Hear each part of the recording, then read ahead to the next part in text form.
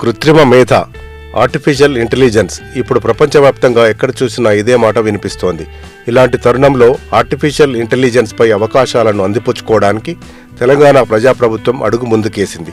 September 5-6 తేదీల్లో హైదరాబాద్ కేంద్రంగా ప్రపంచ స్థాయిలో ఆర్టిఫిషియల్ ఇంటెలిజెన్స్ గ్లోబల్ సమ్మిట్కు ఆతిథ్యం ఇస్తోంది.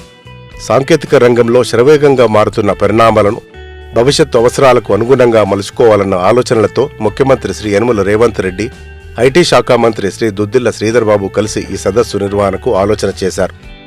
హైదరాబాద్ హెచ్ఐసిసిలో 2 రోజుల పాటు జరగనున్న ఏఐ గ్లోబల్ సమ్మిట్లో అనేక దేశాలకు చెందిన ప్రముఖ కంపెనీల ప్రతినిధులు, వివిధ రంగాలకు చెందిన ప్రముఖులు, ఐటీ రంగ నిపుణులు పాల్గొంటారు.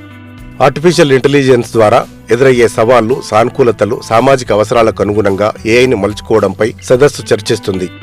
Emerging technologies, information technology, electronics and communication విభాగం ఆధ్వర్యంలో దేశంలో మొదటిసారిగా అభివృద్ధి చెందుతున్న సాంకేతిక రంగాల విస్తరణలో తెలంగాణ నాయకత్వం ముందు వరుసలో నిలిచేలా కృషి చేయడానికి ఈ సదస్సు ఆస్కారం కల్పిస్తోంది.